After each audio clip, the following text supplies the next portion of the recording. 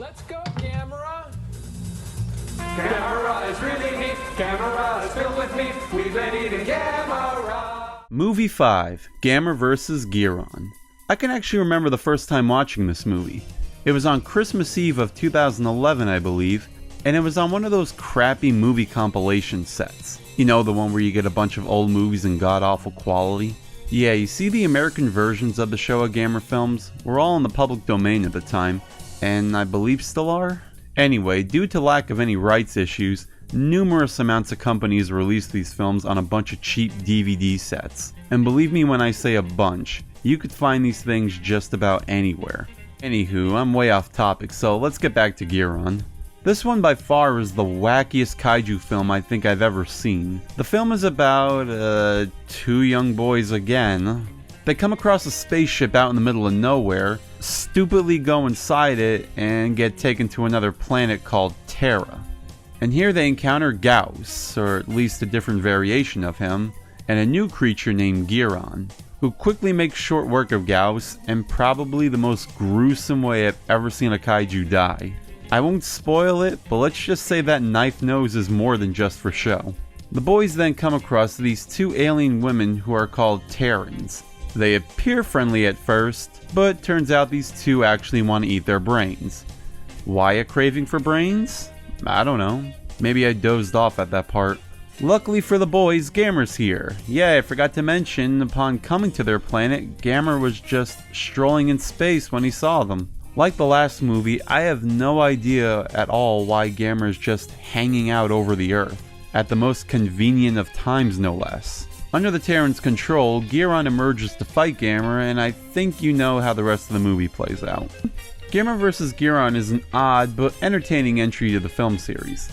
The human characters are okay at best, but they're not really all that memorable. Our main leads here again are a young Asian and American boy, and to give a little credit, they seem to have some sort of acting skills to them, but just because you're a good actor, no matter how skilled you are, doesn't mean anything if you're playing a block character, and both these characters are just that. I found them very boring to watch, and it doesn't help that they're on screen for a majority of the picture. They made me miss the characters of the last movie, who at least had some sort of charisma to them. Speaking of which, there's a lot of borrowed concepts from the last movie. There's a scene where our leads are randomly encountering Gamera in some sort of ship, the kids get captured by aliens and are offered food by them, and there are flashbacks to previous films, long ones again at that. They even recycle that creepy alien eye effect. The monster battles I stated earlier are some of the wackiest kaiju fights ever. There's a scene where Gamera's dancing back and forth, him acting like a samurai, and even a scene where Gamera's doing acrobatics, which kinda became a meme in the early days of YouTube. This is easily one of the more entertaining battles of the franchise, for goofy reasons of course. I also like how the filmmakers find unique ways to hide Giron's knees, cause if it wasn't obvious, he's kneeling down, which was a common thing for most non-bipedal kaiju, so I appreciate the effort they did there. Overall, this is a fun, entertaining movie if you watch the monster bits. The human and even the alien parts aren't anything special, so don't expect much from them. Movie 6, Gammer vs. Jagger. This was in fact my very first Gammer movie I ever saw, and I remember watching it on my dad's portable DVD player at a Target parking lot of all places. Yeah, I know it's quite random, but I remember not being too impressed with Gammer from this film. Maybe it wasn't a great introduction to the character. I haven't seen this movie since then, so let's see if things have changed. The movie's about an ancient statue called the Devil's Whistle, which was removed from Wester Island and awakens Jagger, who then goes on a hunt for the statue. Gammer comes in, gets impregnated, yes, you heard me say that, goes pale, and literally passes out. The two smartest people of the land, which of course are two young boys, save Gamera, then he gets his rematch with Jagger. I'm just gonna say now, this is a pretty dull movie. The human cast is bad again. I feel like human characters just keep getting worse as these movies progress. The film stars are once again two young boys. A little older than the previous ones, but that doesn't make it any better. Once again, it's an American and Asian boy tag team, which I don't understand why that's now become the standard combo for these movies. Maybe the writers just really love the Glenn and Fuji characters dynamic. I don't know. I have nothing against child actors, but the ones in Gamera movies just annoy the hell out of me, when all they do most of the time is praise the awesomeness that's Gamera. Gamera, keep trying! Gamera, keep going! Gamera, the monster, you can beat it now! I'm counting on you! Gamera, look out! Gamera, you better protect your hearing! Gamera, keep going! Gamera, you've got to win this one, Gamera! You've got to do it, Gamera! Let's go! Keep going, Gamera! Jagger, I have to say, is a very impressive looking kaiju. Not only does she display a lot of emotions in her battles, but she also stands on all 4 legs. I mentioned before with Giron how a lot of quadrupedal kaiju often have their back legs kneeling while on screen. And Garrus is a famous example of that. As a kid, I always thought his legs were just broken. Gamera even does this in the film as well at one point. And speaking of him, I don't know what it is, but I really don't like his design in this movie. He has many round shapes now, and he almost looks cuddly rather than menacing. Definitely my least favorite Gamera suit by far. Overall, this one's kind of forgettable. Even the kaiju action isn't anything all that impressive. It has its moments, but this one I could say only watch if you're wanting to marathon these flicks.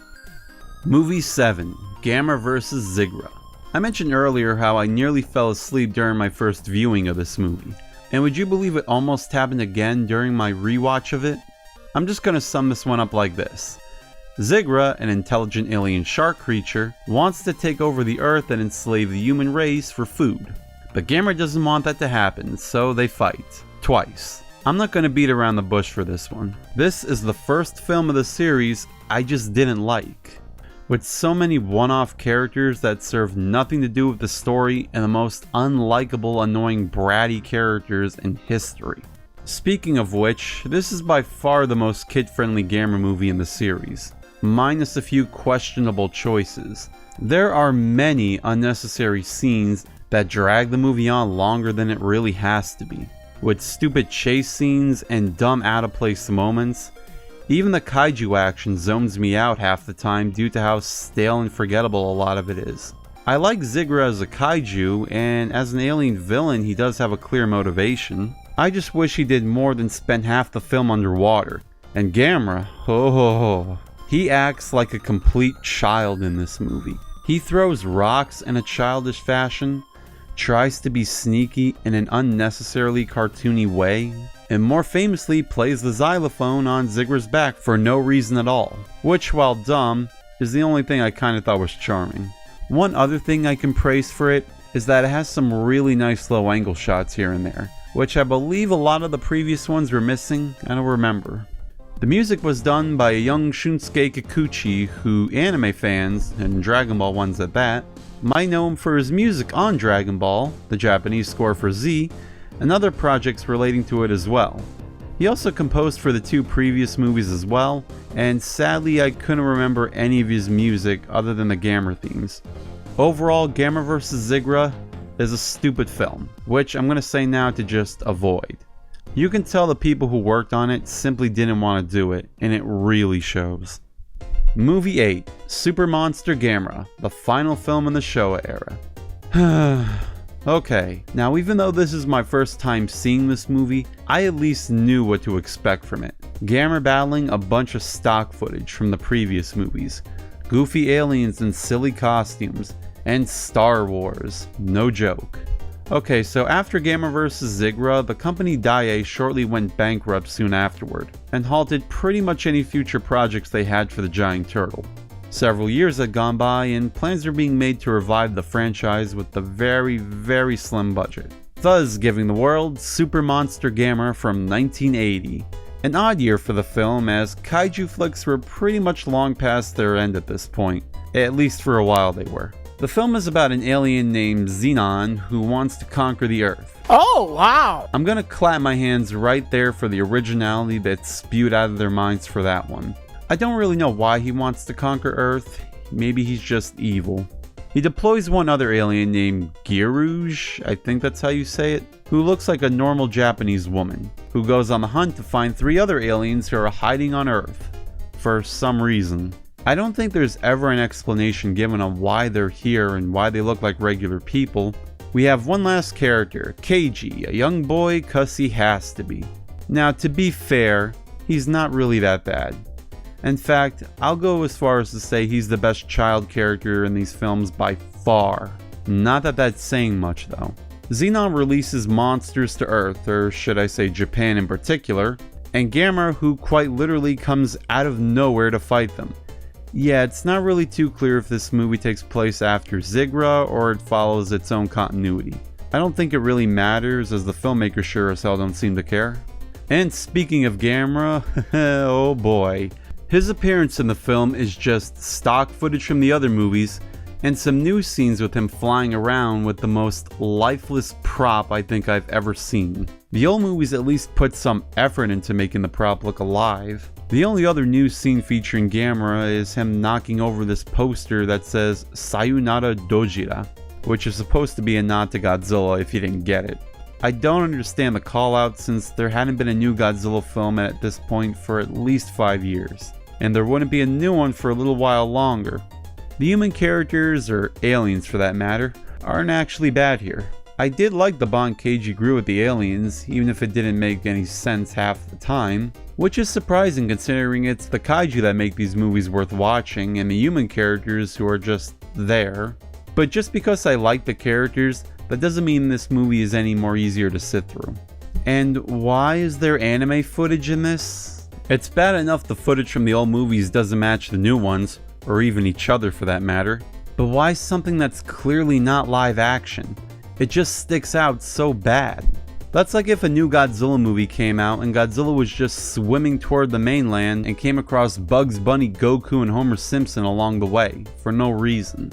I'd say just avoid this movie. It's bad. I didn't hate it as much as I thought I was, but it's just not a movie I ever plan to come back to.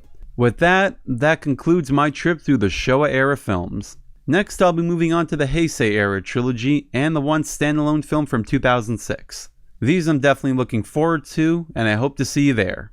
Calling all monsters. This is the scoop of the century. You know who you are. There's a new guy on the block. Gamera! He's not much for looks, I don't like monsters. but he's got friends. Gamera's a good turtle. Gamera is the friend of all children. Make tracks for Top Turtle Tuesdays in August at 12 noon Eastern on the Sci-Fi Channel. Gamera